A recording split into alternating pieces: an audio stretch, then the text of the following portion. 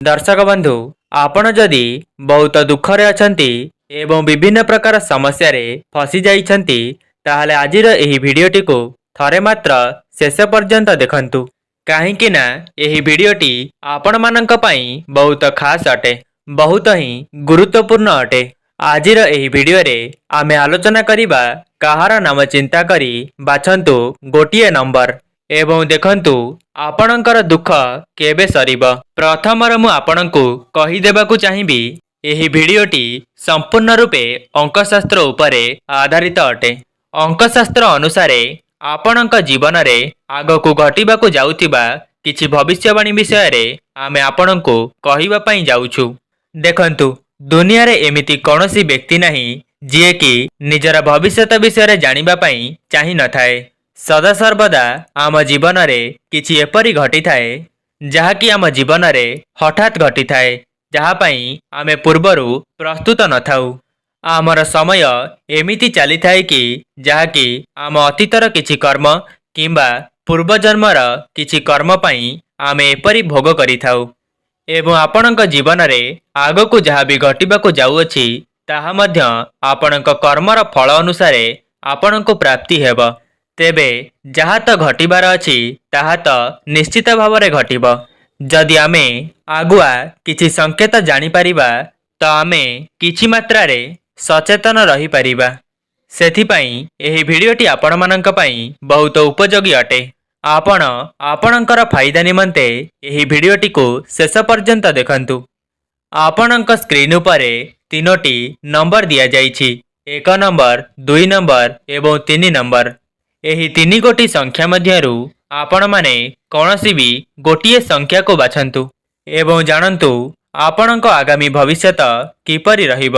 वर्तमान समय आपणकर किपरि चलछि एवं बहुत किछि गुप्त कथा एही भिडियो रे आपण जानि परिबे। आपण मानक पई 5 सेकेंड समय रहिछि। आपण एथि मध्यरु कौनसी भी गोटिए संख्या को बाछंतु जेउटी आपणको अधिक पसंद आसुछि सेही संख्याटी को बाछंतु। सेही संख्यार आधार रे आपण आपणक निजस्व जीवन विषय रे बहुत किछि जानिबाकु पाइबे एवं आपणक जीवन रे कौन सबु बड़ परिवर्तन आसीबाकु जाउछि एवं आपणकर दुख केबे सरीबाकु जाउछि। एहा पूर्वरु वीडियो को लाइक करी कमेंट बॉक्स रे आपणक प्रिय देवादेवींक नाम अवश्य लिखि दियंतु। तो एबे आसंतु जानिबा जदि आपण प्रथम संख्याटी को बाछिछंती किंबा 1 नंबर संख्याटी को बाछिछंती वर्तमान आपणकर खर्च बढ़ी जाइछि आय ठारू अधिक व्यय हेबाकु लागुछि।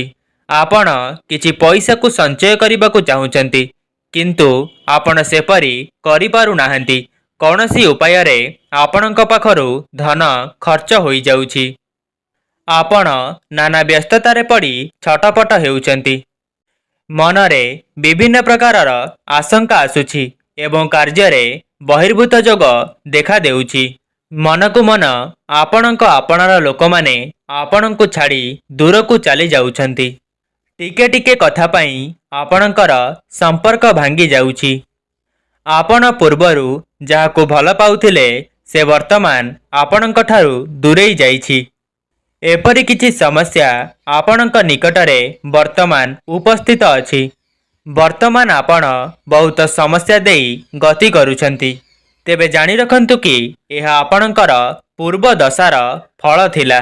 एही दशा पई आपण वर्तमान सर्वहरा होई जाइछंती किंतु ईश्वरंक कृपारु आपणकर सेमिति किछि बड़ अघटन होई नाही। आपण वर्तमान चिंता प्रकाश करंतु नाही।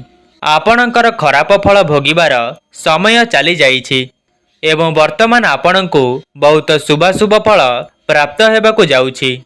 संतान सुख जस कीर्ति लाभ एवं कर्म क्षेत्र रे उन्नति आसीबाकु जाउछि।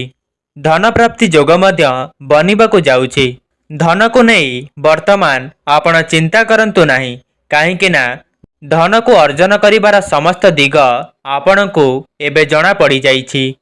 आपण पूर्वरु जहा भी किछि समस्या रे थिले ताहा वर्तमान दूर होई जिवो। संतान को नहीं आपण पूर्वरु बहुत चिंता रे थिले। ईश्वरंक कृपारु संतान सुख मध्य एबे भोग करिबे। ଆପଣଙ୍କର ଯାହା ବି କିଛି ଅଯଥାରେ ଖର୍ଚ୍ଚ ହୋଇଯାଉଥିଲା ଏବେ ତାହା ଆଉ ଖର୍ଚ୍ଚ ହେବ ନାହିଁ। ଆପଣ କିଛି ପଇସା ମଧ୍ୟ ସଞ୍ଚୟ କରିପାରିବେ। ଆପଣଙ୍କର ଆର୍ଥିକ ପରିସ୍ଥିତିର ସମ୍ବଳ ନଥିଲା। ଆପଣଙ୍କ ଆର୍ଥିକ ପରିସ୍ଥିତି ଭଲ ନଥିଲା। ଏବେ ବର୍ତ୍ତମାନ ଆପଣଙ୍କର ଆର୍ଥିକ ପରିସ୍ଥିତିର ଉନ୍ନତି ନଥିଲା, ସେଥିରେ ମଧ୍ୟ ଉନ୍ନତି ହେବ। ଆପଣଙ୍କର ଆୟ ତୁଳନାରେ ବ୍ୟୟ କମ୍ ହୋଇଯିବ। ପାରିବାରିକ ସୁଖ ଆପଣଙ୍କୁ ପ୍ରାପ୍ତି ହେବ। ଏବଂ ଆପଣ ଗୋଟିଏ କଥା ମନେ ରଖନ୍ତୁ କି ବହୁତ ସହଜରେ ଆପଣ କାହାକୁ ବିଶ୍ୱାସ କରନ୍ତୁ ନାହିଁ।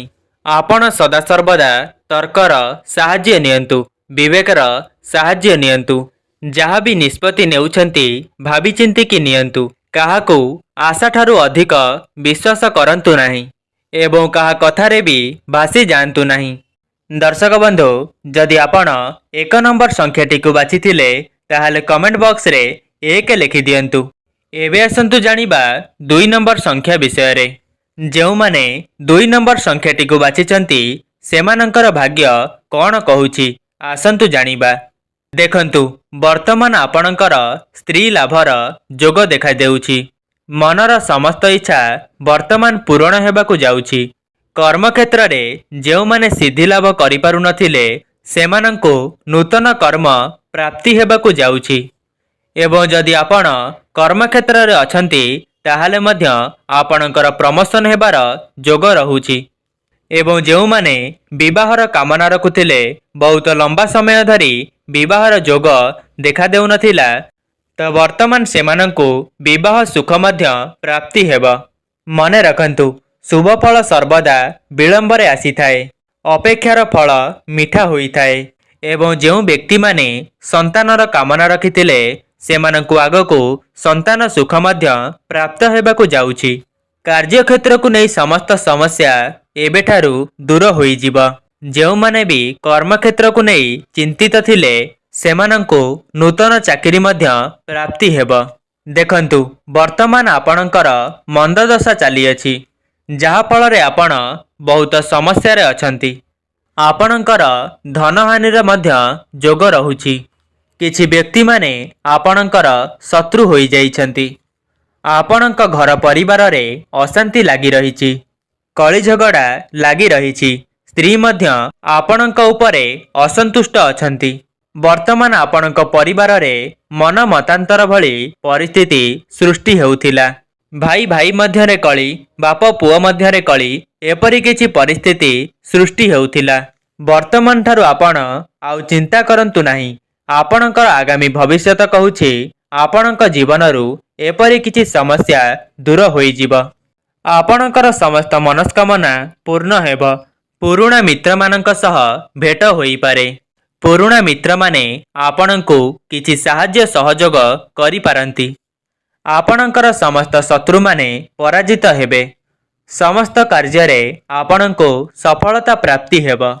ଆପଣ ଆଉ ଆଗକୁ ଋଣ କରଜରେ ବୁଡ଼ି ରହିବେନି। ଆପଣ ପୂର୍ବରୁ ଯାହା ବି କିଛି ଋଣ କରିଥିଲେ ତାହା ବର୍ତ୍ତମାନ ସୁଝିବାକୁ ଯାଉଛନ୍ତି। ଆପଣ ଆଗକୁ ଋଣ ଭିତରେ ଆଉ ଜୀବନକୁ ଅତିବାହିତ କରିବେ ନାହିଁ। ଆପଣ ଆଉ ଚିନ୍ତା ପ୍ରକାଶ କରନ୍ତୁ ନାହିଁ। ଗ୍ରହମାନେ ଆପଣଙ୍କର ସପକ୍ଷରେ ଅଛନ୍ତି। ଆପଣଙ୍କ ପାଇଁ କିଛି ଗୁରୁତ୍ୱପୂର୍ଣ୍ଣ କଥା ହେଉଛି ଆପଣ ଯାନବାହନ ଚଳାଇବା ବେଳେ ବହୁତ ସତର୍କତାର ସହ ଯାନବାହନ ଚଲାନ୍ତୁ। ଯଦି ଆପଣଙ୍କୁ ଭିଡ଼ିଓଟି ଭଲ ଲାଗିଛି ଭିଡ଼ିଓକୁ ଗୋଟିଏ ଲାଇକ୍ କରି କମେଣ୍ଟ ବକ୍ସରେ 2 ନମ୍ବର ଲେଖିଦିଅନ୍ତୁ। ଏବେ ଆସନ୍ତୁ ଜାଣିବା ଯେଉଁମାନେ 3 ନମ୍ବର ସଂଖ୍ୟାଟିକୁ ବାଛିଥିଲେ ତାଙ୍କର ଭାଗ୍ୟ କ'ଣ କହୁଛି। ଦେଖନ୍ତୁ, କିଛି ଦୁର୍ଘଟଣା ଘଟିଲେ ଆପଣ କ୍ଲେଶ ପାଉଛନ୍ତି, କିନ୍ତୁ ଆପଣ ବାସ୍ତବରେ ଜାଣିପାରୁନାହାନ୍ତି କି ଏମିତି କାହିଁକି ହେଉଛି। ଆପଣ ଏହିଭଳି ପରିସ୍ଥିତି ଅତୀତ ଜୀବନରେ କିମ୍ବା ଆଗକୁ ଆସୁଥିବା ସମୟରେ ଅନୁଭବ କରିବାକୁ ଯାଉଛନ୍ତି। ସବୁ ସମୟରେ କିଛି ନା କିଛି ଅଭାବ ଲାଗି ରହୁଛି। ଆପଣ ଯେତେ ବି ରୋଜଗାର କରୁଛନ୍ତି ତାହା ଖର୍ଚ୍ଚ ହୋଇଯାଉଛି। ପଇସା ଆପଣଙ୍କ ପାଖରେ ରହୁନାହିଁ। ଆପଣ ଯେତେ ଚିନ୍ତା କଲେ ମଧ୍ୟ ଆପଣଙ୍କୁ କୌଣସି ପ୍ରକାରର ଲାଭ ହେଉନାହିଁ। ତା ସହିତ ସନ୍ତାନ ସନ୍ତତିଙ୍କ ଚିନ୍ତାରେ ଆପଣ ବହୁତ ଦୁଃଖ ପ୍ରକାଶ କରୁଛନ୍ତି। ଆପଣ ଯେଉଁ ବି କାର୍ଯ୍ୟରେ ହାତ ଦେଉଛନ୍ତି ତାହା ସମ୍ପୂର୍ଣ୍ଣ ହେଉନାହିଁ, ସେଥିପାଇଁ ମଧ୍ୟ ଆପଣ ବହୁତ ଦୁଶ୍ଚିନ୍ତାରେ ଅଛନ୍ତି। ତ ଜାଣି ରଖନ୍ତୁ କି ଆପଣଙ୍କ ବର୍ତ୍ତମାନ ସମୟ କିଛି ଏହିପରି ରହିଛି। ଆପଣ କେବଳ ଏହି ସମୟକୁ ଅତିବାହିତ ହେବାକୁ ଦିଅନ୍ତୁ, କାହିଁକି ନା ଆଉ ଅଳ୍ପ ଦିନ ମଧ୍ୟରେ ହିଁ ଆପଣଙ୍କର ଏହିସବୁ ସମସ୍ୟା ଦୂର ହେବାକୁ ଯାଉଛି। ଆପଣଙ୍କ ପାଇଁ ଦକ୍ଷିଣକାଳୀଙ୍କ ଉପାସନା କରିବା ବହୁତ ଲାଭକାରୀ ହେବ। ଗୋଟିଏ କଥା ମନେ ରଖନ୍ତୁ କି ଆପଣ କାହାକୁ ବି ଅତି ସହଜରେ ବିଶ୍ୱାସ କରନ୍ତୁ ନାହିଁ। ଅଯଥାରେ ଆପଣଙ୍କର ଧନ ବ୍ୟୟ ହୋଇଯାଉଛି। ଗୁପ୍ତ ଶତ୍ରୁମାନେ ଆପଣଙ୍କର ଜାତ ହେଉଛନ୍ତି, ଯାହା ଆପଣଙ୍କର କ୍ଷତି କରିବାକୁ ଚେଷ୍ଟା କରୁଛନ୍ତି। ଆପଣଙ୍କର ବର୍ତ୍ତମାନ ଏପରି ସମୟ ଚାଲୁଛି କି ଯେଉଁ କାର୍ଯ୍ୟରେ ଆପଣ ହାତ ଦେଉଛନ୍ତି ସେହି କାର୍ଯ୍ୟରେ ଆପଣଙ୍କୁ ବିଫଳତା ଦେଖାଦେଉଛି। ଆପଣଙ୍କର ରୋଜଗାର କମ୍ ହେଉଥିବା ବେଳେ ଆପଣଙ୍କର ଖର୍ଚ୍ଚ ବଢ଼ିଯାଉଛି। ଏପରି ସମସ୍ୟା ଆପଣଙ୍କ ଜୀବନରେ ବହୁତ ପୂର୍ବରୁ ହିଁ ଘଟି ଆସୁଅଛି। ବର୍ତ୍ତମାନ ଆପଣ ଆଉ ଚିନ୍ତା ପ୍ରକାଶ କରନ୍ତୁ ନାହିଁ, କାହିଁକି ନା ଯାହା ସବୁ ଆପଣଙ୍କୁ କୁହାଗଲା ତାହା ବର୍ତ୍ତମାନ ଅତୀତ ହୋଇଯାଇଛି। ଆପଣଙ୍କ ଭବିଷ୍ୟତରେ ବହୁତ ସୁଖ ସମୟ ଆସିବାକୁ ଯାଉଛି। ଆପଣ ବହୁତ ଅଧିକ ଖରାପ ସମୟ ଦେଇ ଗତି କରିସାରିଲେଣି। ଏହା ହିଁ ଆପଣଙ୍କ ପାଇଁ ସତ୍ୟ ଅଟେ। ସନ୍ତାନମାନଙ୍କୁ ନେଇ ଯାହା ବି କିଛି ସମସ୍ୟା ଥିଲା ତାହା ଆପଣଙ୍କ ମନରୁ ଦୂର ହୋଇଯିବ ଏବଂ ସନ୍ତାନଙ୍କ ପାଇଁ ଆପଣ ବହୁତ ଅଧିକ ଗର୍ବ କରିବେ। ଯେଉଁମାନେ ନୂତନ ଚାକିରିର ଆଶାରେ ଥିଲେ ସେମାନଙ୍କୁ ତାଙ୍କର ମନ ମୁତାବକ ଚାକିରି ପ୍ରାପ୍ତ ହେବାକୁ ଯାଉଛି। ଯଦି ଆପଣ 3 ନମ୍ବର ସଂଖ୍ୟାଟିକୁ ବାଛିଥିଲେ ତାହେଲେ କମେଣ୍ଟ ବକ୍ସରେ 3 ଲେଖିଦିଅନ୍ତୁ ଏବଂ ଯେଉଁମାନେ ଏହି ଭିଡ଼ିଓଟିକୁ ଶେଷ ପର୍ଯ୍ୟନ୍ତ ଦେଖିଛନ୍ତି ସେମାନେ କମେଣ୍ଟ ବକ୍ସରେ ତାଙ୍କ ଇଷ୍ଟ ଦେବାଦେବୀଙ୍କ ନାମ ଅବଶ୍ୟ ଲେଖିଦିଅନ୍ତୁ।